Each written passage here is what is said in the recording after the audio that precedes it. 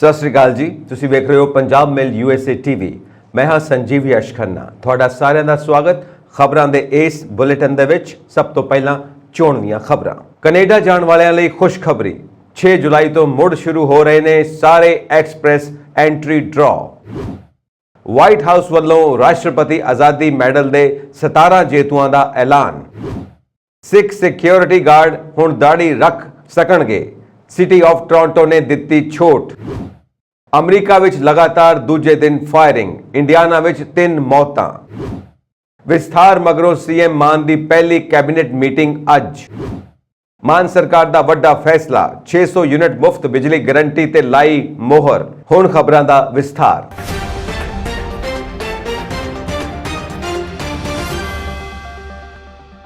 Canada ਦੇ immigration ਮੰਤਰੀ scene Fraser ਨੇ ਟਵਿੱਟਰ ਤੇ ਪੁਸ਼ਟੀ ਕੀਤੀ ਹੈ ਕਿ ਸੰਘੀ ਉੱਚ ਕੁਸ਼ਲ ਸਟ੍ਰੀਮ ਦੇ ਤਹਿਤ ਐਕਸਪ੍ਰੈਸ ਐਂਟਰੀ ਡਰਾਅ 18 ਮਹੀਨਿਆਂ ਤੋਂ ਵੱਧ ਕੇ ਵਿਰਾਮ ਤੋਂ ਬਾਅਦ ਕੱਲ ਮੁੜ ਸ਼ੁਰੂ ਹੋ ਜਾਣਗੇ। ਇਸ ਵਿੱਚ Canadian experience class, federal skilled worker class and federal skilled trades class ਸ਼ਾਮਿਲ ਨੇ। ਇਹ ਕੁਝ ਉਮੀਦਵਾਰਾਂ ਲਈ ਰਾਹਤ ਹੈ ਕਿਉਂਕਿ ਇਮੀਗ੍ਰੇਸ਼ਨ ਰਿਫਿਊਜੀਜ਼ ਅਤੇ ਸਿਟੀਜ਼ਨਸ਼ਿਪ ਕੈਨੇਡਾ ਨੇ ਸਤੰਬਰ 2021 ਤੋਂ CEC ਉਮੀਦਵਾਰਾਂ ਨੂੰ ਸੱਦਾ ਨਹੀਂ ਦਿੱਤਾ ਹੈ। ਇਸ ਤੋਂ ਇਲਾਵਾ ਅਸੀਂ ਦਸੰਬਰ 2020 ਤੋਂ ਬਾਅਦ ਕੋਈ FSWP ਡਰਾਅ ਨਹੀਂ ਦੇਖਿਆ। ਇੱਕ ਪਿਛਲੀ IRCC ਘੋਸ਼ਣਾ 'ਚ ਕਿਹਾ ਗਿਆ ਕਿ ਉਹ 6 ਮਹੀਨੇ ਦੇ ਸੇਵਾ ਕਾਲ ਦੇ ਅੰਦਰ ਇਹਨਾਂ ਸਟ੍ਰੀਮਾਂ ਦੇ ਅਧੀਨ ਨਵੀਆਂ ਅਰਜ਼ੀਆਂ ਦੀ ਪ੍ਰਕਿਰਿਆ ਕਰਨਗੇ। ਸੰਘੀ ਉੱਚ ਕੁਸ਼ਲ ਪ੍ਰੋਸੈਸਿੰਗ ਵਸਤੂ ਸੂਚੀ ਵਿੱਚ ਅੱਧੇ ਤੋਂ ਵੱਧ ਦੀ ਕਟੌਤੀ ਕੀਤੀ ਗਈ ਹੈ। ਇੱਕ ਨਵੀਂ ਅਸਥਾਈ ਨੀਤੀ ਅਸਥਾਈ ਰੁਤਬੇ ਦੀ ਮਿਆਦ ਪੁੱਗਣ ਵਾਲੇ ਹਾਲ ਹੀ ਦੇ ਅੰਤਰਰਾਸ਼ਟਰੀ ਗ੍ਰੈਜੂਏਟਾਂ ਨੂੰ ਕੈਨੇਡਾ ਵਿੱਚ ਲੰਮੇ ਸਮੇਂ ਤੱਕ ਰਹਿਣ ਦਾ ਮੌਕਾ ਦੇਵੇਗੀ। ਇਮੀਗ੍ਰੇਸ਼ਨ ਮੰਤਰੀ ਹੁਣ 20 ਸਤੰਬਰ 2021 ਅਤੇ 31 ਦਸੰਬਰ 2022 ਦੇ ਵਿਚਕਾਰ ਮਿਆਦ ਪੁੱਗਣ ਵਾਲੇ PGWP ਵਾਲੇ ਅੰਤਰਰਾਸ਼ਟਰੀ ਗ੍ਰੈਜੂਏਟਾਂ ਨੂੰ post graduate work permit PGWP ਵਧਾ ਰਿਹਾ ਹੈ। ਹਜ਼ਾਰਾਂ ਸਾਬਕਾ ਅੰਤਰਰਾਸ਼ਟਰੀ ਵਿਦਿਆਰਥੀਆਂ ਨੂੰ ਹੁਣ 18 ਮਹੀਨਿਆਂ ਦਾ ਵਾਧੂ ਓਪਨ ਵਰਕ ਪਰਮਿਟ ਮਿਲੇਗਾ। IRCC ਹੁਣ ਇੱਕ ਸਰਲ ਪ੍ਰਕਿਰਿਆ ਤੇ ਕੰਮ ਕਰ ਰਿਹਾ ਹੈ ਅਤੇ ਅਗਲੇ ਹਫ਼ਤਿਆਂ ਵਿੱਚ ਹੋਰ ਵੇਰਵੇ ਪ੍ਰਦਾਨ ਕਰੇਗਾ। ਬਿਨੈਕਾਰਾਂ ਨੂੰ ਆਪਣੀ ਅਰਜ਼ੀ ਦੀ ਪ੍ਰਕਿਰਿਆ ਦੌਰਾਨ ਕੈਨੇਡਾ ਵਿੱਚ ਨਹੀਂ ਰਹਿਣਾ ਪਵੇਗਾ। ਬਿਨੈਕਾਰ ਜੋ ਓਪਨ ਵਰਕ ਪਰਮਿਟ ਲਈ ਅਰਜ਼ੀ ਦਿੰਦੇ ਨੇ, ਜਦੋਂ ਉਹ ਆਪਣੀ ਸਥਾਈ ਨਿਵਾਸ ਅਰਜ਼ੀ ਦੀ ਪ੍ਰਕਿਰਿਆ ਹੋਣ ਦੀ ਉਡੀਕ ਕਰਦੇ ਨੇ, ਉਹ ਵਰਕ ਪਰਮਿਟ ਪ੍ਰਾਪਤ ਕਰਨ ਦੇ ਯੋਗ ਹੋਣਗੇ ਜੋ 2024 ਦੇ ਅੰਤ ਤੱਕ ਵੈਧ ਹਨ। ਪਰਿਵਾਰਕ ਪੁਨਰ ਏਕੀਕਰਨ ਦਾ ਸਮਰਥਨ ਕਰਨ ਲਈ ਮੁੱਖ ਬਿਨੈਕਾਰ ਦੀ ਸਥਾਈ ਨਿਵਾਸ ਅਰਜ਼ੀ ਵਿੱਚ ਸ਼ਾਮਿਲ ਤਤਕਾਲੀ ਪਰਿਵਾਰਕ ਮੈਂਬਰ ਜੋ ਕੈਨੇਡਾ ਤੋਂ ਬਾਹਰ ਹਨ ਆਪਣਾ ਓਪਨ ਵਰਕ ਪਰਮਿਟ ਪ੍ਰਾਪਤ ਕਰਨ ਦੇ ਯੋਗ ਹੋਣਗੇ। ਅਮਰੀਕਾ ਦੇ ਰਾਸ਼ਟਰਪਤੀ ਜੋ ਬਾਈਡਨ ਨੇ ਰਾਸ਼ਟਰਪਤੀ ਆਜ਼ਾਦੀ ਮੈਡਲ ਦੇ ਜੇਤੂਆਂ ਦਾ ਐਲਾਨ ਕੀਤਾ ਹੈ, ਜਿਨ੍ਹਾਂ ਵਿੱਚ ਪਾਕਿਸਤਾਨੀ ਮੂਲ ਦਾ ਖਿਜ਼ਰ ਖਾਨ ਵੀ ਸ਼ਾਮਿਲ ਹੈ। ਖਿਜ਼ਰ ਖਾਨ ਲਾਹੌਰ ਦਾ ਰਹਿਣ ਵਾਲਾ ਹੈ ਤੇ ਉਹ ਆਪਣੇ ਪਰਿਵਾਰ ਸਮੇਤ ਹਾਰਵਰਡ ਲਾਅ ਸਕੂਲ ਵਿੱਚ ਪੜ੍ਹਨ ਲਈ ਅਮਰੀਕਾ ਆਇਆ ਸੀ। ਇਹ ਮਾਣਮੱਤਾ ਸਭ ਤੋਂ ਵੱਡਾ ਨਾਗਰਿਕ ਸਨਮਾਨ ਪ੍ਰਾਪਤ ਕਰਨ ਵਾਲਿਆਂ ਦੀ ਸੂਚੀ ਵਿੱਚ ਓਲੰਪੀਅਨ ਜਿਮਨਾਸਟ ਸਿਮੋਨ ਬਾਇਲਸ ਤੇ ਕਾਂਗਰਸ ਵੂਮੈਨ ਗੈਬਰੀਲ ਜ਼ੀਫੋਰਡਸ ਸ਼ਾਮਿਲ ਹਨ। ਐਪਲ ਦੇ ਸਹਿ ਸੰਸਥਾਪਕ ਸਟੀਵ ਜੌਬ ਤੇ ਸਾਬਕਾ ਸੈਨੇਟਰ ਜੌਨ ਮਕੈਨ ਨੇ ਇਹ ਸਨਮਾਨ ਮਰਨ ਉਪਰੰਤ ਦਿੱਤਾ ਗਿਆ। ਵਾਈਟ ਹਾਊਸ ਨੇ ਜਾਰੀ ਬਿਆਨ ਵਿੱਚ ਕਿਹਾ ਕਿ ਇਨ੍ਹਾਂ 17 ਅਮਰੀਕੀਆਂ ਨੇ ਸੰਭਾਵਨਾਵਾਂ ਉਜਾਗਰ ਕੀਤੀਆਂ ਨੇ ਤੇ ਸਖਤ ਮਿਹਨਤ ਕਰਕੇ ਰਾਸ਼ਟਰ ਨਿਰਮਾਣ ਵਿੱਚ ਵਡਮੁੱਲਾ ਯੋਗਦਾਨ ਪਾਇਆ ਹੈ। ਅਮਰੀਕਾ ਦੇ ਸਾਬਕਾ ਰਾਸ਼ਟਰਪਤੀ ਜੌਨ ਕੈਨੇਡੀ ਦੇ ਕਾਰਜਕਾਲ ਵੇਲੇ ਹੋਂਦ ਵਿੱਚ ਆਇਆ ਰਾਸ਼ਟਰਪਤੀ ਆਜ਼ਾਦੀ ਮੈਡਲ ਸਭ ਤੋਂ ਵੱਡਾ ਗੈਰ ਸੈਨਿਕ ਨਾਗਰਿਕ ਸਨਮਾਨ ਹੈ। ਸਿਟੀ ਆਫ ਟੋਰਾਂਟੋ ਨੇ ਸੰਵੇਦਨਸ਼ੀਲ ਥਾਵਾਂ ਤੇ ਕੋਵਿਡ ਮਹਾਮਾਰੀ ਦੇ ਵੱਧਦੇ ਖਤਰੇ ਕਾਰਨ ਬੀਤੇ ਦਿਨੀ ਲਿਆ ਕਲੀਨ ਸ਼ੇਵ ਸਿਕਿਉਰਿਟੀ ਗਾਰਡਾਂ ਦੀ ਭਰਤੀ ਦਾ ਫੈਸਲਾ ਵਾਪਸ ਲੈ ਲਿਆ। ਇਸ ਫੈਸਲੇ ਤੇ ਬਾਅਦ ਸਿੱਖ ਸਿਕਿਉਰਿਟੀ ਗਾਰਡ ਹੁਣ ਦਾੜੀ ਸਮੇਤ ਕੰਮ ਕਰ ਸਕਣਗੇ। ਜ਼ਿਕਰਯੋਗ ਹੈ ਕਿ ਇਹ ਛੋਟ ਧਾਰਮਿਕ ਆਧਾਰ ਤੇ ਦਿੱਤੀ ਗਈ ਹੈ। ਟੋਰਾਂਟੋ ਪ੍ਰਸ਼ਾਸਨ ਨੇ ਵਿਸ਼ਵ ਸਿੱਖ ਸੰਗਠਨ ਦੀ ਅਪੀਲ ਤੋਂ ਬਾਅਦ ਪ੍ਰਾਈਵੇਟ ਕੰਟਰੈਕਟਰਾਂ ਨੂੰ ਨਿਯਮ ਬਦਲਣ ਦੇ ਹੁਕਮ ਜਾਰੀ ਕੀਤੇ ਨੇ। ਸਿਟੀ ਆਫ ਟੋਰਾਂਟੋ ਨੇ ਕਿਹਾ ਕਿ ਜਿਹੜੇ ਮੁਲਾਜ਼ਮ ਧਾਰਮਿਕ ਆਧਾਰ ਤੇ ਦਾੜੀ ਨਹੀਂ ਕਟਵਾ ਸਕਦੇ, ਉਹ ਦਾੜੀ ਸਮੇਤ ਹੀ ਕੰਮ ਕਰ ਸਕਦੇ ਨੇ। ਸਿਟੀ ਦੇ ਕਲੀਨ ਸ਼ੇਵ ਸਿਕਿਉਰਿਟੀ ਗਾਰਡਾਂ ਦੀ ਭਰਤੀ ਦੇ ਫੈਸਲੇ ਨਾਲ ਤਕਰੀਬਨ 100 ਸਿਕਿਉਰਿਟੀ ਗਾਰਡਾਂ ਨੂੰ ਪ੍ਰਾਈਵੇਟ ਕੰਟਰੈਕਟਰਾਂ ਵੱਲੋਂ ਹੋਰ ਜਗ੍ਹਾ ਤਬਦੀਲ ਕੀਤਾ ਗਿਆ ਸੀ ਜਾਂ ਕੰਮ ਤੋਂ ਹਟਾ ਦਿੱਤਾ ਗਿਆ ਸੀ, ਜਿਸ ਤੋਂ ਬਾਅਦ ਵਿਸ਼ਵ ਸਿੱਖ ਸੰਗਠਨ ਵੱਲੋਂ ਕੈਨੇਡਾ ਦੇ ਪ੍ਰਧਾਨ ਮੰਤਰੀ ਜਸਟਿਨ ਟਰੂਡੋ ਨੂੰ ਇਸ ਮਾਮਲੇ ਵਿੱਚ ਦਖਲ ਦੇਣ ਦੀ ਅਪੀਲ ਕੀਤੀ ਸੀ। ਅਮਰੀਕਾ ਦੇ ਇੰਡੀਆਨਾ ਵਿੱਚ ਗੋਲੀਬਾਰੀ ਦੀ ਘਟਨਾ ਵਾਪਰੀ ਹੈ। ਇਸ ਵਿੱਚ 10 ਲੋਕਾਂ ਨੂੰ ਗੋਲੀ ਲੱਗੀ ਹੈ। ਜਿਨ੍ਹਾਂ ਚੋਂ 3 ਦੀ ਮੌਤ ਹੋ ਗਈ ਹੈ। ਗੈਰੀ ਪੁਲਿਸ ਨੇ ਦੱਸਿਆ ਕਿ ਗੋਲੀਬਾਰੀ ਦੀ ਘਟਨਾ ਛੁੱਟੀਆਂ ਦੀ ਪਾਰਟੀ ਦੌਰਾਨ ਵਾਪਰੀ। ਪਿਛਲੇ 24 ਘੰਟਿਆਂ ਵਿੱਚ ਗੋਲੀਬਾਰੀ ਦੀ ਇਹ ਲਗਾਤਾਰ ਦੂਜੀ ਘਟਨਾ ਹੈ। ਇਸ ਤੋਂ ਪਹਿਲਾਂ ਸੋਮਵਾਰ ਨੂੰ ਸ਼ਿਕਾਗੋ ਵਿੱਚ ਫਰੀडम ਡੇ ਪਰੇਡ ਦੌਰਾਨ 6 ਲੋਕਾਂ ਦੀ ਮੌਤ ਹੋ ਗਈ ਸੀ, ਜਿਸ ਵਿੱਚ 6 ਲੋਕ ਮਾਰੇ ਗਏ ਸਨ। ਇਸ ਤੋਂ ਪਹਿਲਾਂ 13 ਜੂਨ ਨੂੰ ਗੈਰੀ ਦੇ ਇੱਕ ਨਾਈਟ ਕਲੱਬ ਦੇ ਵਿੱਚ ਗੋਲੀਬਾਰੀ ਦੇ ਵਿੱਚ 2 ਲੋਕਾਂ ਦੀ ਮੌਤ ਹੋ ਗਈ ਸੀ। ਇਸ ਘਟਨਾ ਵਿੱਚ 4 ਲੋਕ ਜ਼ਖਮੀ ਵੀ ਹੋਏ ਹਨ। ਗੋਲੀਬਾਰੀ ਤੋਂ ਬਾਅਦ ਗੈਰੀ ਦੇ ਨਾਈਟ ਕਲੱਬ ਬੰਦ ਕਰ ਦਿੱਤੇ ਗਏ।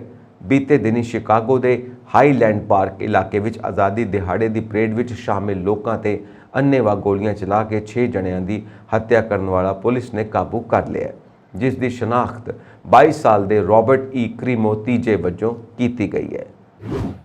ਮੁੱਖ ਮੰਤਰੀ ਭਗਵੰਤ ਮਾਨ ਦੀ ਅਗਵਾਈ ਵਾਲੀ ਆਮ ਆਦਮੀ ਪਾਰਟੀ ਦੀ ਸਰਕਾਰ ਦੇ ਮੰਤਰੀ ਮੰਡਲ ਦੇ ਵਿਸਥਾਰ ਤੋਂ ਬਾਅਦ ਅੱਜ ਕੈਬਨਿਟ ਦੀ ਪਹਿਲੀ ਮੀਟਿੰਗ ਹੋਵੇਗੀ। ਨਵੇਂ ਮੰਤਰੀਆਂ ਨੂੰ ਕੱਲ੍ਹ ਹੀ ਵਿਭਾਗਾਂ ਦੀ ਵੰਡ ਕੀਤੀ ਗਈ ਸੀ। ਇਹਨਾਂ ਵਿੱਚੋਂ ਹਰਜੋਤ ਬੈਂਸ ਨੂੰ ਤਰੱਕੀ ਦੇ ਕੇ ਕੁਲਦੀਪ ਧਾਲੀਵਾਲ ਨੂੰ ਸਿੱਖਿਆ ਅਤੇ ਖੇਤੀਬਾੜੀ ਮੰਤਰਾਲਾ ਦਿੱਤਾ ਗਿਆ ਹੈ। ਇਸ ਦੇ ਨਾਲ ਹੀ ਬਰਨਾਲਾ ਦੇ ਵਿਧਾਇਕ ਗੁਰਮੀਤ ਮੀਤ ਹੇਰ ਤੋਂ ਸਕੂਲੀ ਸਿੱਖਿਆ ਵਾਪਸ ਲੈ ਲਈ ਗਈ ਹੈ। ਵਿੱਤ ਮੰਤਰੀ ਹਰਪਾਲ ਚੀਮਾ ਤੋਂ ਸਹਿਕਾਰਤਾ ਵਿਭਾਗ ਵਾਪਸ ਲੈ ਕੇ ਸੀਐਮ ਭਗਵੰਤ ਮਾਨ ਨੇ ਆਪਣੇ ਕੋਲ ਰੱਖ ਲਿਆ ਹੈ। ਮੰਤਰੀ ਮੰਡਲ ਵਿੱਚ ਨਵੇਂ ਮੰਤਰੀਆਂ ਨੂੰ ਮਹਿਕਮੇ ਸੌਂਪਣ ਤੋਂ ਇਲਾਵਾ ਮੰਗਲਵਾਰ ਨੂੰ ਪੰਜਾਬ ਸਿਵਲ ਸਕੱਤਰੇਤ ਵਿੱਚ ਉਹਨਾਂ ਦੇ ਦਫ਼ਤਰਾਂ ਵਿੱਚ ਕਮਰੇ ਵੀ ਅਲਾਟ ਕਰ ਦਿੱਤੇ ਗਏ। ਇਸ ਸੰਬੰਧੀ ਜਨਰਲ ਸਕੱਤਰੇਤ ਦੇ ਪ੍ਰਸ਼ਾਸਨਿਕ ਅਧਿਕਾਰੀ ਇੱਕ ਸ਼ਾਖਾ ਦੇ ਹੁਕਮਾਂ ਮੁਤਾਬਿਕ ਕੈਬਨਿਟ ਮੰਤਰੀ ਅਮਨ ਅਰੋੜਾ ਨੂੰ ਸਕੱਤਰੇਤ ਦੀ 3 ਮੰਜ਼ਿਲ ਤੇ ਕਮਰਾ ਨੰਬਰ 3132, 6ਵੀਂ ਮੰਜ਼ਿਲ ਤੇ ਕਮਰਾ ਨੰਬਰ 3335 ਨੂੰ ਡਾਕਟਰ ਇੰਦਰਬੀਰ ਸਿੰਘ ਨਿੱਜਰ, ਫੌਜਾ ਸਿੰਘ ਸਰਾਹ ਨੂੰ 7ਵੀਂ ਮੰਜ਼ਿਲ ਤੇ ਕਮਰਾ ਨੰਬਰ 3133, ਚੇਤਨ ਸਿੰਘ ਜੋੜਾ ਮਾਜਰਾ ਨੂੰ 5ਵੀਂ ਮੰਜ਼ਿਲ ਤੇ ਕਮਰਾ ਨੰਬਰ 6 ਅਤੇ ਅਨਮੋਲ ਗਗਨ ਮਾਨ ਨੂੰ 6ਵੀਂ ਮੰਜ਼ਿਲ ਤੇ ਕਮਰਾ ਨੰਬਰ 37 ਅਲਾਟ ਕੀਤਾ ਗਿਆ। ਮਾਨ ਸਰਕਾਰ ਨੇ ਅਮਨ ਅਰੋੜਾ, ਡਾਕਟਰ ਇੰਦਰਬੀਰ ਨਿੱਜਰ, ਫੌਜਾ ਸਿੰਘ ਸਰਾੜੀ, ਚੇਤਨ ਸਿੰਘ ਜੋੜਾ ਮਾਜਰਾ ਅਤੇ ਅਨਮੋਲ ਗਗਨ ਮਾਨ ਨੂੰ ਸਹੁੰ ਚੁਕਾ ਕੇ ਮੰਤਰੀ ਬਣਾਇਆ। ਸੀਐਮ ਸਣੇ ਮੰਤਰੀਆਂ ਦੀ ਗਿਣਤੀ ਹੁਣ 15 ਹੋ ਗਈ ਹੈ। ਅੱਜ 3 ਹੋਰ ਨਵੇਂ ਮੰਤਰੀ ਬਣਾਏ ਜਾ ਸਕਦੇ ਨੇ। ਮੁੱਖ ਮੰਤਰੀ ਭਗਵੰਤ ਮਾਨ ਵੱਲੋਂ ਅੱਜ ਆਪਣੇ ਨਵੇਂ ਬਣੇ ਮੰਤਰੀਆਂ ਸਣੇ ਕੈਬਨਿਟ ਮੀਟਿੰਗ ਕੀਤੀ ਗਈ। ਇਸ ਮਗਰੋਂ ਸੀਐਮ ਮਾਨ ਦੀ ਕੈਬਨਿਟ ਵੱਲੋਂ ਪੰਜਾਬ ਦੇ ਲੋਕਾਂ ਨੂੰ ਦਿੱਤੀ ਗਈ ਸਭ ਤੋਂ ਵੱਡੀ ਗਾਰੰਟੀ ਮੁਫਤ ਬਿਜਲੀ ਦੇ ਫੈਸਲੇ ਤੇ ਮੋਹਰ ਲਾਈ ਗਈ। ਖੁਦ ਸੀਐਮ ਮਾਨ ਨੇ ਇਸ ਦੀ ਜਾਣਕਾਰੀ ਟਵੀਟ ਕਰਕੇ ਦਿੱਤੀ। ਉਹਨਾਂ ਕਿਹਾ ਕਿ ਪੰਜਾਬ ਦੇ ਲੋਕਾਂ ਨੂੰ ਹਰ ਬਿੱਲ ਤੇ 600 ਯੂਨਿਟ ਮੁਫਤ ਬਿਜਲੀ ਮਿਲੇਗੀ। ਅਸੀਂ ਪੰਜਾਬੀਆਂ ਨਾਲ ਕੀਤਾ ਹਰ ਵਾਅਦਾ ਪੂਰਾ ਕਰਾਂਗੇ। ਦਿੱਲੀ ਹਾਈ ਕੋਰਟ ਨੇ 1984 ਦੇ ਸਿੱਖ ਵਿਰੋਧੀ ਦੰਗਿਆਂ ਨਾਲ ਸੰਬੰਧਿਤ ਮਾਮਲੇ ਵਿੱਚ ਸਾਬਕਾ ਕਾਂਗਰਸੀ ਆਗੂ ਸੱਜਣ ਕੁਮਾਰ ਦੀ ਜ਼ਮਾਨਤ ਤੇ ਰੋਕ ਲਾ ਦਿੱਤੀ ਹੈ। ਇਸ ਮਾਮਲੇ ਦੀ ਸੁਣਵਾਈ ਅਜੇ ਵੀ ਚੱਲ ਰਹੀ ਹੈ। ਕੁਮਾਰ ਪਹਿਲਾਂ ਹੀ ਤਤਕਾਲੀ ਪ੍ਰਧਾਨ ਮੰਤਰੀ ਇੰਦਰਾ ਗਾਂਧੀ ਦੀ ਹੱਤਿਆ ਤੋਂ ਬਾਅਦ ਹੋਏ ਦੰਗਿਆਂ ਨਾਲ ਸੰਬੰਧਿਤ ਇੱਕ ਕਤਲ ਕੇਸ ਵਿੱਚ ਉਮਰ ਕੈਦ ਦੀ ਸਜ਼ਾ ਕੱਟ ਰਹੇ ਨੇ। ਜਸਟਿਸ ਯੋਗੇਸ਼ ਖੰਨਾ ਨੇ ਵਿਸ਼ੇਸ਼ ਜਾਂਚ ਟੀਮ ਵੱਲੋਂ ਉਸ ਦੀ ਜ਼ਮਾਨਤ ਨੂੰ ਚੁਣੌਤੀ ਦੇਣ ਤੇ ਕੁਮਾਰ ਨੂੰ ਨੋਟਿਸ ਜਾਰੀ ਕਰਕੇ ਜਵਾਬ ਮੰਗਿਆ। SIT ਨੇ ਸਰਵਸੰਮਤੀ ਵਿਹਾਰ ਥਾਣੇ ਅਧੀਨ ਦੰਗੇ ਅਤੇ ਕਤਲ ਕੇਸ ਵਿੱਚ ਕੁਮਾਰ ਨੂੰ ਦਿੱਤੀ ਗਈ ਜ਼ਮਾਨਤ ਦਾ ਵਿਰੋਧ ਕੀਤਾ ਹੈ, ਜਿਸ ਦੀ ਸੁਣਵਾਈ ਚੱਲ ਰਹੀ ਹੈ।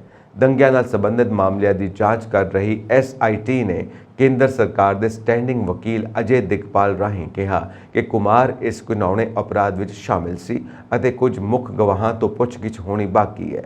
ਇਸ ਲਈ ਉਸ ਨੂੰ ਰਿਹਾ ਕਰਨ ਨਾਲ ਸਬੂਤਾਂ ਨਾਲ ਛੇੜਛਾੜ ਹੋ ਸਕਦੀ ਹੈ। ਦਿਗਪਾਲ ਨੇ ਕਿਹਾ ਕਿ ਕੁਮਾਰ ਨੂੰ ਪਹਿਲਾਂ ਹੀ ਇਸੇ ਤਰ੍ਹਾਂ ਦੇ ਇੱਕ ਮਾਮਲੇ ਵਿੱਚ ਦੋਸ਼ੀ ਠਹਿਰਾਇਆ ਜਾ ਚੁੱਕਿਆ ਹੈ ਅਤੇ ਉਹ ਹਿਰਾਸਤ ਵਿੱਚ ਨੇ।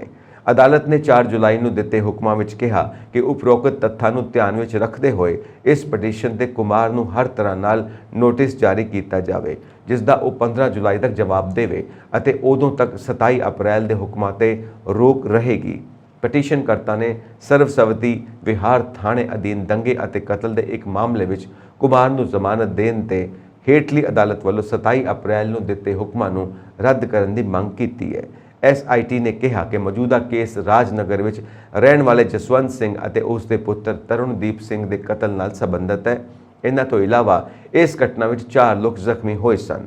ਪਟੀਸ਼ਨ ਵਿੱਚ ਕਿਹਾ ਗਿਆ ਹੈ ਕਿ 1991 ਵਿੱਚ ਸਰਵਸੰਮਤੀ ਵਿਹਾਰ ਥਾਣੇ ਵਿੱਚ ਦੰਗਾ ਅਤੇ ਕਤਲ ਦਾ ਮਾਮਲਾ ਦਰਜ ਕੀਤਾ ਗਿਆ ਸੀ। ਇਹ ਮਾਮਲਾ ਸਾਲ 1985 ਵਿੱਚ ਇੱਕ ਔਰਤ ਵੱਲੋਂ ਦਿੱਤੇ ਹਲਫਨਾਮੇ ਦੇ ਆਧਾਰ ਤੇ ਰੰਗਨਾਥ ਮਿਸ਼ਰਾ ਕਮਿਸ਼ਨ ਦੇ ਸਾਹਮਣੇ ਦਰਜ ਕੀਤਾ ਗਿਆ ਸੀ। ਪੰਜਾਬ ਸਰਕਾਰ ਦੇ ਨਵੇਂ ਚੀਫ ਸਕੱਤਰ VK ਜੰਜੂਆ ਨੇ ਬੁੱਧਵਾਰ ਨੂੰ ਚਾਰਜ ਸੰਭਾਲ ਲਿਆ। ਉਹ ਪੰਜਾਬ ਦੇ 41ਵੇਂ ਚੀਫ ਸਕੱਤਰ ਨੇ। ਉਹਨਾਂ ਨੂੰ ਮੰਗਲਵਾਰ ਰਾਤ ਨੂੰ ਹੀ CS ਬਣਾਇਆ ਗਿਆ ਸੀ। ਆਮ ਆਦਮੀ ਪਾਰਟੀ ਦੀ ਸਰਕਾਰ ਨੇ ਮੰਗਲਵਾਰ ਰਾਤ ਨੂੰ ਅਚਾਨਕ ਅਨਿਰੁੱਧ ਤਿਵਾੜੀ ਨੂੰ ਇਸ ਕੁਰਸੀ ਤੋਂ ਹਟਾ ਦਿੱਤਾ। ਉਹਨਾਂ ਨੂੰ ਸੀਐਮ ਚੰਨੀ ਦੀ ਅਗਵਾਈ ਵਾਲੀ ਕਾਂਗਰਸ ਸਰਕਾਰ ਨੇ ਸੀਐਸ ਲਗਾਇਆ ਸੀ। ਹਾਲਾਂਕਿ ਉਸੇ ਦੇ ਲਈ 6 IAS ਅਫਸਰਾਂ ਨੂੰ ਨਜ਼ਰਅੰਦਾਜ਼ ਕਰਕੇ ਇਹ ਫੈਸਲਾ ਲਿਆ ਗਿਆ ਸੀ। ਤਿਵਾੜੀ ਨੂੰ ਹੁਣ ਮਗਸੀਪਾ ਦਾ ਚੇਅਰਮੈਨ ਲਗਾ ਦਿੱਤਾ ਗਿਆ। ਦੱਸ ਦਈਏ ਕਿ ਨਵੇਂ ਚੀਫ ਸਕੱਤਰ VK ਜੰਜੂਆ 1999 ਬੈਚ ਦੇ IAS ਆਫਿਸਰ ਨੇ। ਇਸ ਸਮੇਂ ਉਹ ਜੇਲ੍ਹ ਤੇ ਚੋਣਾਂ ਦੇ ਸਪੈਸ਼ਲ ਚੀਫ ਸਕੱਤਰ ਸਨ। ਉਹਨਾਂ ਨੇ ਪੰਜਾਬ ਇੰਜੀਨੀਅਰਿੰਗ ਕਾਲਜ ਚੰਡੀਗੜ੍ਹ ਤੋਂ BTech ਕੀਤੀ ਹੈ। 1 ਸਾਲ ਉਹਨਾਂ ਨੇ ਮੁਹਾਲੀ ਸਥਿਤ ਸੈਮੀ ਕੰਡਕਟਰ ਕੰਪਲੈਕਸ ਵਿੱਚ ਕੰਮ ਕੀਤਾ। ਉਹਨਾਂ ਨੇ ਕੇਂਦਰ ਸਰਕਾਰ ਵਿੱਚ ਭਰਤੀ ਦੂਰਸੰਚਾਰ ਸੇਵਾ ਵਿੱਚ ਵੀ ਬਤੌਰ ਇੰਜੀਨੀਅਰ ਕੰਮ ਕੀਤਾ ਹੈ। ਜ਼ਿਕਰਯੋਗ ਹੈ ਕਿ VK ਜੰਜੂਆ 1988 ਵਿੱਚ ਪਹਿਲਾਂ ਇੰਡੀਅਨ ਰੈਵਨਿਊ ਸਰਵਿਸ ਵਿੱਚ ਚੁਣੇ ਗਏ ਸਨ। ਇਸ ਤੋਂ ਬਾਅਦ 1999 ਵਿੱਚ ਉਹਨਾਂ ਦੀ ਸਿਲੈਕਸ਼ਨ ਇੰਡੀਅਨ ਐਡਮਿਨਿਸਟ੍ਰੇਟਿਵ ਸਰਵਿਸ ਲਈ ਹੋਈ ਸੀ। VK ਜੰਜੂਆ ਨੇ ਫਤਿਹਗੜ੍ਹ ਸਾਹਿਬ ਦੇ ਡਿਪਟੀ ਕਮਿਸ਼ਨਰ ਵਜੋਂ NIC ਦੀ ਮਦਦ ਨਾਲ ਪ੍ਰਿਜ਼ਮ ਸੌਫਟਵੇਅਰ ਤਿਆਰ ਕਰਵਾਇਆ ਸੀ, ਜਿਸ ਤੋਂ ਬਾਅਦ ਪੰਜਾਬ ਵਿੱਚ ਪਹਿਲੀ ਵਾਰ ਪ੍ਰਾਪਰਟੀ ਦੇ ਰਿਕਾਰਡ ਨੂੰ ਡਿਜੀਟਲ ਕਰਨ ਦੀ ਕਾਰਵਾਈ ਸ਼ੁਰੂ ਹੋਈ ਸੀ। ਅਗਨੀਪਥ ਸਕੀਮ ਦੇ ਤਹਿਤ ਭਾਰਤੀ ਹਵਾਈ ਫੌਜ ਵਿੱਚ ਅਗਨੀਵੀਰਾਂ ਦੀ ਭਰਤੀ ਲਈ ਵੱਡੀ ਗਿਣਤੀ ਵਿੱਚ ਅਰਜ਼ੀਆਂ ਪ੍ਰਾਪਤ ਹੋਈਆਂ ਹਨ। ਭਾਰਤੀ ਹਵਾਈ ਫੌਜ ਵੱਲੋਂ ਦਿੱਤੀ ਗਈ ਜਾਣਕਾਰੀ ਮੁਤਾਬਿਕ ਅਰਜ਼ੀ ਦੀ ਆਖਰੀ ਮਿਤੀ ਯਾਨੀ 5 ਜੁਲਾਈ 2022 ਤੱਕ ਅਗਨੀਵੀਰ ਭਰਤੀ ਲਈ ਕੁੱਲ 7,49,899 ਅਰਜ਼ੀਆਂ ਪ੍ਰਾਪਤ ਹੋਈਆਂ ਹਨ। ਤੁਹਾਨੂੰ ਦੱਸ ਦਈਏ ਕਿ ਹਵਾਈ ਫੌਜ ਦੀ ਕਿਸੇ ਵੀ ਭਰਤੀ ਲਈ ਇਹ ਸਭ ਤੋਂ ਵੱਧ ਅਰਜ਼ੀਆਂ ਪ੍ਰਾਪਤ ਹੋਈਆਂ ਹਨ। ਅਜਿਹੇ ਵਿੱਚ ਇਹ ਕਹਿਣਾ ਗਲਤ ਨਹੀਂ ਹੋਵੇਗਾ ਕਿ 에ਅਰ ਫੋਰਸ ਦੀ ਅਗਨੀਵੀਰ ਭਰਤੀ ਲਈ ਰਿਕਾਰਡ ਗਿਣਤੀ ਵਿੱਚ ਅਰਜ਼ੀਆਂ ਆਈਆਂ ਨੇ। ਜ਼ਿਕਰਯੋਗ ਹੈ ਕਿ ਹਵਾਈ ਫੌਜ ਵਿੱਚ ਅਗਨੀਵੀਰਾਂ ਦੀ ਭਰਤੀ ਲਈ ਅਰਜ਼ੀ ਦੀ ਪ੍ਰਕਿਰਿਆ 24 ਜੂਨ 2022 ਨੂੰ ਸ਼ੁਰੂ ਹੋਈ ਸੀ। ਇਸ ਤੋਂ ਪਹਿਲਾਂ 14 ਜੂਨ ਨੂੰ ਅਗਨੀਪਥ ਯੋਜਨਾ ਦਾ ਐਲਾਨ ਕੀਤਾ ਗਿਆ ਸੀ। ਭਰਤੀ ਲਈ ਉਮੀਦਵਾਰਾਂ ਨੂੰ ਅਧਿਕਾਰਿਤ ਵੈਬਸਾਈਟ agnipath.vayu.cdac.in ਤੇ ਜਾ ਕੇ ਬਿਨੈ ਪੱਤਰ ਜਮ੍ਹਾਂ ਕਰਨਾ ਪੈਂਦਾ ਸੀ, ਜਿਸ ਲਈ ਸਾਇੰਸ ਸਟਰੀਮ ਦੇ 12ਵੀਂ ਪਾਸ ਉਮੀਦਵਾਰ ਅਪਲਾਈ ਕਰ ਸਕਦੇ ਸਨ। ਦੱਸ ਦਈਏ ਕਿ ਅਗਨੀਪਥ ਸਕੀਮ ਦੇ ਜ਼ਰੀਏ ਅਗਨੀਵੀਰਾਂ ਦੀ ਆਰਮੀ, ਨੇਵੀ ਅਤੇ 에ਅਰ ਫੋਰਸ ਵਿੱਚ ਭਰਤੀ ਕੀਤੀ ਜਾ ਰਹੀ ਹੈ, ਜਿਸ ਦੀ ਨਿਯੁਕਤੀ 4 ਸਾਲ ਦੀ ਹੋਵੇਗੀ। 4 ਸਾਲਾਂ ਬਾਅਦ 25% ਅਗਨੀਵੀਰ ਪੱਕੇ ਕੀਤੇ ਜਾਣਗੇ। ਇਸ ਦੇ ਨਾਲ ਹੀ 75% ਅਗਨੀਵੀਰ ਸੇਵਾ ਮੁਕਤ ਹੋ ਜਾਣਗੇ। ਹਵਾਈ ਫੌਜ ਵਿੱਚ ਕੁੱਲ 3500 ਅਗਨੀਵੀਰਾਂ ਦੀ ਭਰਤੀ ਕੀਤੀ ਜਾਣੀ ਹੈ। ਇੱਥੇ ਫੌਜ ਅਤੇ ਜਲ ਸੈਨਾ ਵਿੱਚ ਅਗਨੀਵੀਰਾਂ ਦੀ ਭਰਤੀ ਲਈ ਰਜਿਸਟ੍ਰੇਸ਼ਨ ਪ੍ਰਕਿਰਿਆ 1 ਜੁਲਾਈ ਤੋਂ ਸ਼ੁਰੂ ਹੋ ਗਈ ਹੈ। ਪੰਜਾਬੀ ਗਾਇਕ ਸਿੱਧੂ ਮੂਸੇਵਾਲਾ ਹੱਤਿਆਕਾਂਡ ਦੇ ਮੁਲਜ਼ਮ ਲਾਰੈਂਸ ਬਿਸ਼ਨੋਈ ਦਾ ਰਿਮਾਂਡ 5 ਦਿਨਾਂ ਦੇ ਲਈ ਹੋਰ ਵਧਾ ਦਿੱਤਾ ਗਿਆ ਹੈ। ਹੁਣ ਅੰਮ੍ਰਿਤਸਰ ਪੁਲਿਸ ਉਸ ਕੋਲੋਂ ਕਈ ਰਾਜ਼ ਉਗਲਵਾਵੇਗੀ, ਲੇਕਿਨ ਸੁਰੱਖਿਆ ਦੇ ਮੱਦੇਨਜ਼ਰ ਉਸ ਨੂੰ ਜਲਦ ਹੀ ਖਰੜ STF ਦਫ਼ਤਰ ਭੇਜ ਦਿੱਤਾ ਜਾਵੇਗਾ। ਬੁੱਧਵਾਰ ਸਵੇਰੇ ਸਖਤ ਸੁਰੱਖਿਆ ਵਿੱਚ ਪੇਸ਼ੀ ਦੇ ਲਈ ਲਾਰੈਂਸ ਨੂੰ ਅੰਮ੍ਰਿਤਸਰ ਕੋਰ ਵਿੱਚ ਲਿਜਾਇਆ ਗਿਆ ਸੀ। ਪੰਜਾਬ ਦੇ ਮੁੱਖ ਮੰਤਰੀ ਭਗਵੰਤ ਮਾਨ ਵੱਲੋਂ ਬੁੱਧਵਾਰ ਨੂੰ ਮਾਲ ਵਿਭਾਗ ਵਿੱਚ ਸ਼ਾਮਿਲ ਹੋਏ 855 ਨਵੇਂ ਪਟਵਾਰੀਆਂ ਨੂੰ ਨਿਯੁਕਤੀ ਪੱਤਰ ਸੌਂਪੇ ਗਏ ਹਨ। ਇਸ ਮੌਕੇ CM ਮਾਨ ਨੇ ਨਵੇਂ ਬਣੇ ਪਟਵਾਰੀਆਂ ਨੂੰ ਵਧਾਈ ਦਿੱਤੀ। ਉਹਨਾਂ ਕਿਹਾ ਕਿ ਭਰਤੀ ਕੀਤੇ ਗਏ ਨਵੇਂ ਪਟਵਾਰੀ 3 ਮਹੀਨਿਆਂ ਬਾਅਦ ਫੀਲਡ ਵਿੱਚ ਕੰਮ ਕਰ ਸਕਦੇ ਦਿਖਾਈ ਦੇਣਗੇ। ਇਸ ਮੌਕੇ ਉਹਨਾਂ ਵੱਲੋਂ ਪਟਵਾਰੀਆਂ ਦੀ ਭਰਤੀ ਨੂੰ ਲੈ ਕੇ ਇੱਕ ਵੱਡਾ ਐਲਾਨ ਵੀ ਕੀਤਾ ਗਿਆ।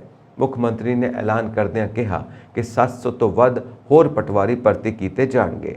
ਉਹਨਾਂ ਕਿਹਾ ਕਿ ਪਟਵਾਰੀਆਂ ਦੀ ਟ੍ਰੇਨਿੰਗ ਦਾ ਸਮਾਂ ਵੀ ਘਟਾ ਦਿੱਤਾ ਗਿਆ ਹੈ। ਉਹਨਾਂ ਕਿਹਾ ਕਿ ਪੰਜਾਬ ਸਰਕਾਰ ਵੱਲੋਂ ਹੁਣ ਜਿਹੜੇ ਨਵੇਂ ਪਟਵਾਰੀ ਭਰਤੀ ਕੀਤੇ ਜਾਣਗੇ, ਉਹਨਾਂ ਦੀ ਟ੍ਰੇਨਿੰਗ ਦਾ ਸਮਾਂ 1.5 ਸਾਲ ਤੋਂ ਘਟਾ ਕੇ 1 ਸਾਲ ਕਰ ਦਿੱਤਾ ਗਿਆ ਹੈ, ਤਾਂ ਕਿ ਉਹ ਜਲਦ ਹੀ ਕੰਮ ਤੇ ਲੱਗ ਸਕਣ। ਇਸ ਤੋਂ ਅੱਗੇ ਮੁੱਖ ਮੰਤਰੀ ਨੇ ਕਿਹਾ ਕਿ ਉਹਨਾਂ ਨੂੰ ਉਮੀਦ ਹੈ ਕਿ ਨਵੇਂ ਭਰਤੀ ਪਟਵਾਰੀ ਪੰਜਾਬ ਵਾਸਤੇ ਇਮਾਨਦਾਰੀ ਨਾਲ ਕੰਮ ਕਰਨਗੇ, ਕਿਉਂਕਿ ਪਟਵਾਰੀ ਦਾ ਸੰਬੰਧ ਜ਼ਮੀਨ ਨਾਲ ਹੈ। ਉਹਨਾਂ ਕਿਹਾ ਕਿ ਉਹਨਾਂ ਨੂੰ ਉਮੀਦ ਹੈ ਕਿ ਨਿਯੁਕਤੀ ਪੱਤਰ ਲੈਣ ਵਾਲੇ ਨੌਜਵਾਨ ਬਹੁਤ ਤਰੱਕੀ ਕਰਨਗੇ ਅਤੇ ਪੂਰੇ ਪੰਜਾਬ ਨੂੰ ਤੁਹਾਡੇ ਤੇ ਮਾਣ ਹੋਵੇਗਾ। ਪੰਜਾਬ ਸਕੂਲ ਸਿੱਖਿਆ ਬੋਰਡ ਵੱਲੋਂ 10ਵੀਂ ਜਮਾਤ ਦੇ ਐਲਾਨੇ ਪ੍ਰੀਖਿਆ ਨਤੀਜਿਆਂ ਵਿੱਚ ਲੁਧਿਆਣਾ ਦੇ BCM senior secondary school focal point ਦੀ ਵਿਦਿਆਰਥਣ ਆਂਚਲ ਜਿੰਦਲ 650 ਚੋਂ 642 ਅੰਕ 98.77% ਪ੍ਰਾਪਤ ਕਰਕੇ ਜ਼ਿਲ੍ਹੇ ਵਿੱਚ ਟੌਪਰ ਰਹੀ। ਤੇਜਾ ਸਿੰਘ ਸੁਤੰਤਰ ਸੀਨੀਅਰ ਸੈਕੰਡਰੀ ਸਕੂਲ ਲੁਧਿਆਣਾ ਦੀ ਵਿਦਿਆਰਥਣ ਗੁਰਲੀਨ ਕੌਰ ਅਤੇ ਸਵਰੀਨ 650 ਵਿੱਚੋਂ 641 ਅੰਕ 98.62% ਲੈ ਕੇ ਦੂਜੇ ਸਥਾਨ ਤੇ, ਜਦੋਂ ਕਿ RS ਮਾਡਲ ਸਕੂਲ ਦੀ ਸੁਨੇਹਾ ਯਾਦਵ ਅਤੇ ਸੁਨੇਹਾ ਵਰਮਾ 650 ਚੋਂ 640 ਅੰਕ 98.46% ਲੈ ਕੇ ਤੀਜੇ ਸਥਾਨ ਤੇ ਰਹੀਆਂ। ਪੰਜਾਬ ਸਕੂਲ ਸਿੱਖਿਆ ਬੋਰਡ ਵੱਲੋਂ 10ਵੀਂ ਕਲਾਸ ਦੇ ਐਲਾਨੇ ਨਤੀਜੇ ਚੋਂ 321 ਵਿਦਿਆਰਥੀਆਂ ਨੇ ਮੈਰਿਟ ਵਿੱਚ ਆਪਣਾ ਸਥਾਨ ਬਣਾਇਆ ਹੈ। ਇਨ੍ਹਾਂ ਚੋਂ 48 ਵਿਦਿਆਰਥੀ ਲੁਧਿਆਣਾ ਨਾਲ ਸੰਬੰਧਿਤ ਨੇ, ਜਦੋਂ ਕਿ ਲੁਧਿਆਣਾ ਦੇ ਸਰਕਾਰੀ ਸਕੂਲਾਂ ਦੇ 3 ਵਿਦਿਆਰਥੀ ਵੀ ਮੈਰਿਟ ਵਿੱਚ ਸ਼ਾਮਿਲ ਨੇ। 10ਵੀਂ ਦੀ ਪ੍ਰੀਖਿਆ ਲਈ ਜ਼ਿਲ੍ਹਾ ਲੁਧਿਆਣਾ ਦੇ 41,497 ਵਿਦਿਆਰਥੀਆਂ ਨੇ ਪ੍ਰੀਖਿਆ ਦਿੱਤੀ, ਜਿਸ ਚੋਂ 40,984 ਵਿਦਿਆਰਥੀ ਪਾਸ ਹੋਏ, ਜਿਸ ਦੀ ਫੀਸਦ ਦਰ 98.97% ਬਣਦੀ ਹੈ। ਪੰਜਾਬ ਵਿੱਚ ਲੁਧਿਆਣਾ 21ਵੇਂ ਸਥਾਨ ਤੇ ਹੈ। ਕੌਮੀ ਖੁਰਾਕ ਸੁਰੱਖਿਆ NFSA ਲਾਗੂ ਕਰਨ ਦੇ ਮਾਮਲੇ ਵਿੱਚ ਪੰਜਾਬ 16ਵੇਂ ਸਥਾਨ ਤੇ ਹੈ। ਉਸ ਤੋਂ ਬਾਅਦ ਹਰਿਆਣਾ, ਦਿੱਲੀ, ਛੱਤੀਸਗੜ੍ਹ ਅਤੇ ਗੋਆ ਦਾ ਸਥਾਨ ਹੈ। ਇਸ ਬਾਬਤ ਸਰਕਾਰ ਨੇ ਜਾਣਕਾਰੀ ਦਿੱਤੀ। ਕੌਮੀ ਖੁਰਾਕ ਸੁਰੱਖਿਆ ਕਾਨੂੰਨ ਦੇ ਅਮਲ ਵਿੱਚ ਲਿਆਉਣ ਨੂੰ ਲੈ ਕੇ ਸੂਬਿਆਂ ਦੀ ਰੈਂਕਿੰਗ ਵਿੱਚ ਉੜੀਸਾ ਪਹਿਲੇ ਨੰਬਰ ਤੇ ਆਇਆ ਹੈ। ਇਸ ਤੋਂ ਬਾਅਦ ਉੱਤਰ ਪ੍ਰਦੇਸ਼ ਅਤੇ ਆਂਧਰਾ ਪ੍ਰਦੇਸ਼ ਦਾ ਸਥਾਨ ਹੈ। ਸਰਕਾਰ ਦੀ ਰੈਂਕਿੰਗ ਮੁਤਾਬਿਕ ਉੜੀਸਾ .836 ਦੇ ਸਕੋਰ ਨਾਲ ਪਹਿਲੇ ਸਥਾਨ ਤੇ ਹੈ। ਇਸ ਤੋਂ ਬਾਅਦ ਉੱਤਰ ਪ੍ਰਦੇਸ਼ .797 ਅਤੇ ਆਂਧਰਾ ਪ੍ਰਦੇਸ਼ .794 ਦਾ ਸਥਾਨ ਹੈ। ਗੁਜਰਾਤ ਚੌਥੇ ਨੰਬਰ ਤੇ ਹੈ। ਇਸ ਤੋਂ ਬਾਅਦ ਦਾਦਰਾ ਅਤੇ ਨਗਰ ਹਵੇਲੀ ਅਤੇ ਦਮਨ ਦੀਵ, ਮੱਧ ਪ੍ਰਦੇਸ਼, ਬਿਹਾਰ, ਕਰਨਾਟਕ, ਤਾਮਿਲਨਾਡੂ ਅਤੇ ਝਾਰਖੰਡ ਆਉਂਦੇ ਨੇ। ਇਹ ਰੈਂਕਿੰਗ NFSA ਅਧੀਨ ਸੂਬਿਆਂ ਦਰਮਿਆਨ ਸਿਹਤਮੰਦ ਮੁਕਾਬਲੇ ਨੂੰ ਉਤਸ਼ਾਹਿਤ ਕਰੇਗੀ। ਇਸ ਨੂੰ ਖੁਰਾਕ ਕਾਨੂੰਨ ਵਜੋਂ ਵੀ ਜਾਣਿਆ ਜਾਂਦਾ ਹੈ, ਜਿਸ ਦੇ ਤਹਿਤ ਕੇਂਦਰ ਲਗਭਗ 80 ਕਰੋੜ ਲੋਕਾਂ ਨੂੰ ਸਬਸਿਡੀ ਵਾਲਾ ਅਨਾਜ ਉਪਲਬਧ ਕਰਾਉਂਦਾ ਹੈ। ਸਰਕਾਰ 1 ਤੋਂ 3 ਰੁਪਏ ਪ੍ਰਤੀ ਕਿਲੋਗ੍ਰਾਮ ਦੇ ਹਿਸਾਬ ਨਾਲ ਪ੍ਰਤੀ ਵਿਅਕਤੀ ਪ੍ਰਤੀ ਮਹੀਨਾ 5 ਕਿਲੋ ਅਨਾਜ ਮੁਹੱਈਆ ਕਰਵਾਉਂਦੀ ਹੈ।